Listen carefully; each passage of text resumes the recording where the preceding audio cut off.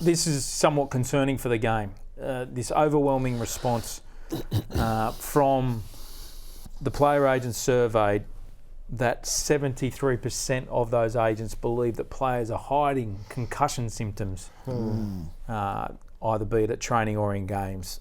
It probably speaks to these unbelievable athletes that we do have in the game, and their machine-like focus and want and desire to put themselves out there in any scenario. But if that's not a firm concern for the game, I don't know what is. Yeah, well, it's one of the biggest issues we've got. It has been for a long time now, CTE and concussion. And, clubs have got spotters at training now.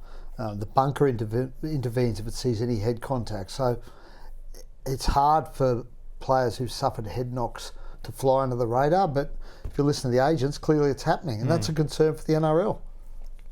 Yeah, the game can't do any more. Yeah. And fundamentally, like with some concussions, the doctors and medical staff just don't know. It's going to be based on a player telling them. Yeah. So if a player's not going to tell them, it's hard for clubs. So this is not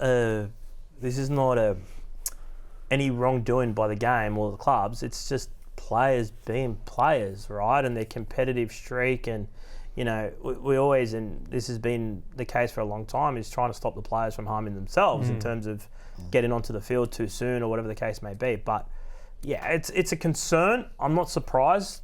I'm probably not surprised by the number. Does that number surprise you guys at all? What was it again? 73%. It's a big number. It doesn't surprise me, because I think if you ask me, do you think players are? Of course, I would have thought that some player at some point would be doing that. But the education is great, and I think the understanding from players and coaches has never been greater. So that number will come down as time goes on. I agree with you on that. I think this is a developing space for the game, that every year on year, we're seeing subtle changes to how concussions are policed, the expectation on head trainers, coaches, clubs, and medical staff to monitor.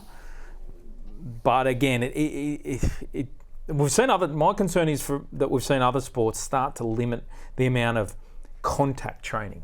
Yeah. Contact training, before Christmas or after Christmas, and there's only so many weeks they can do contact training. I feel as though that might be the next step. It'll happen. Well, I think they had the CEOs meeting 2 weeks ago, whenever it was. They talked about contact training, contact loads at training. So it's on the radar. I think they're already limited, don't they? Well, yeah, there's already limits in place, but it's whether they up the limits on contact training. That's right.